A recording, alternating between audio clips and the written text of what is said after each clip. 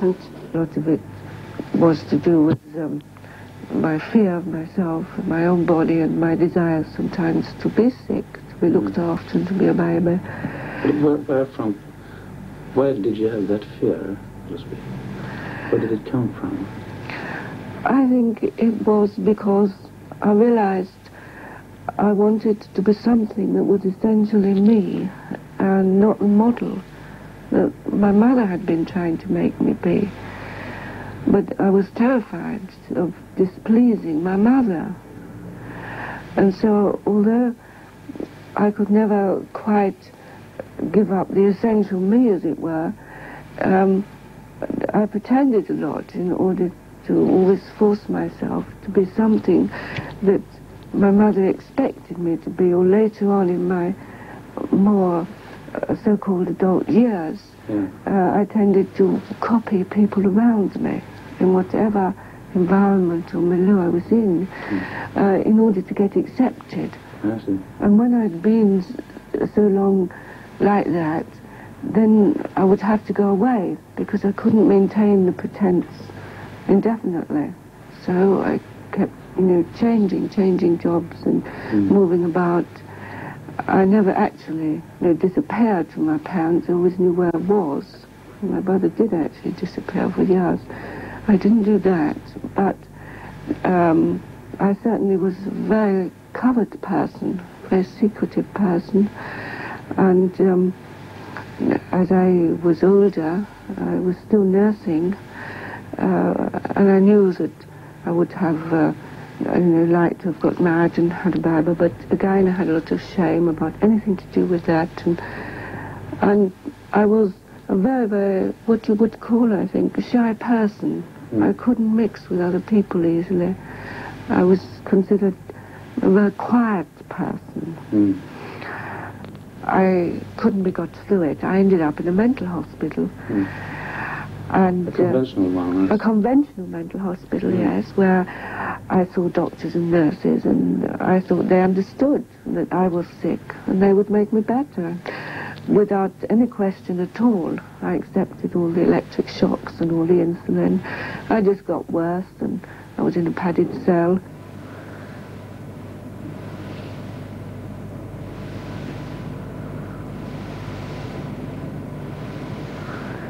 And then there was all this long period of my growing awareness, conscious awareness of my own needs. And eventually in '63, Dr. Ardy Lane telling me what I wanted was right, to go back as I expressed it before I was born and to come up again, but that I could not have it until such time as he got some special housing where there would be the security to do it without the danger of being lost in it and being put in a mental hospital. In the book you're calling it It.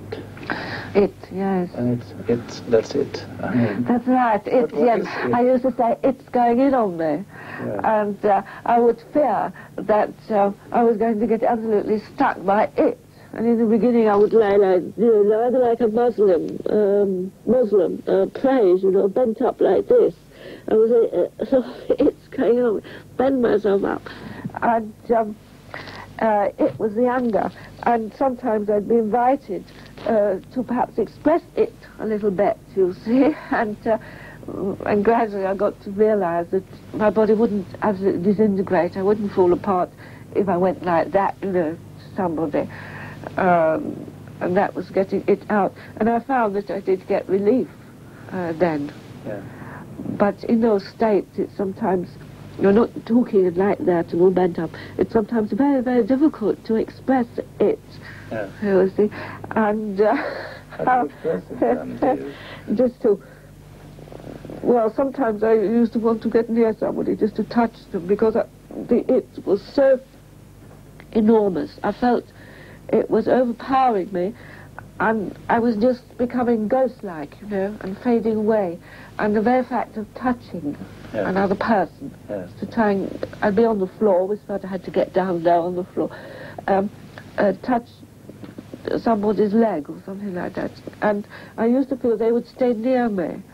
I think it gave me a sense of my own presence. I feared, being alone, that I would dissolve or something. Yeah. And if you recall in the book, Joe often marvelously dealt with this by hitting my head and saying, Mary, right, yes. I say, yes, Mary Bonds. I was there, you know, all at home in my body. Yeah. And this would bring me to life a bit. How was he doing? Can you describe it? Yes. Well, I would be laying, say, on the floor, feeling like a ghost and not there and awful. And he'd come along and he'd say, oh, what's that there, you know? What's that, a ghost? And it would sort of move as I was touched, you see. He said, oh, it's alive, you know. He'd say, who's there, who's there? And I'd say, Mary. Mary who?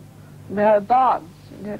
And then I'd feel that I was all alive. I was at home in my body, and my sense of my own being would come back then.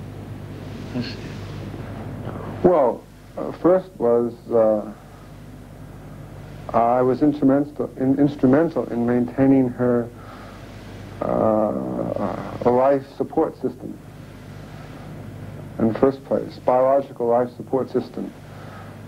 Feeding her, bathing her, taking care of her, or arranging people to do it, to be with her. Primarily, I was involved with that. Second of all, I was instrumental in forming a relationship with her. I had a primary relationship with her. She saw me as a person whom she could talk to, be with, and begin to communicate what she was feeling. So I became a person who had the primary relationship with her there at Kingsley Hall, and began a process of, you might say, guiding her through what was happening. This was done very much with the help of other people there, and in many ways the third role I had was a mediator between her and the rest of the community. And there were many times when the rest of the community was fed up with her, didn't want her there, wanted to get rid of her. She shouldn't be getting so thin, and she was very skeletal almost at the time. And she was very adamant this is what she wanted to do. So one had to withstand a lot of anxiety about whether it was the right thing, and was helped by her own beliefs that this was the right thing for her. Also, she often was provocative in terms of the way she would play with her shit, you know, and spread it on herself, spread it around the hall, so that one had to help to clean up and to get her to help to clean up and other people to tolerate this.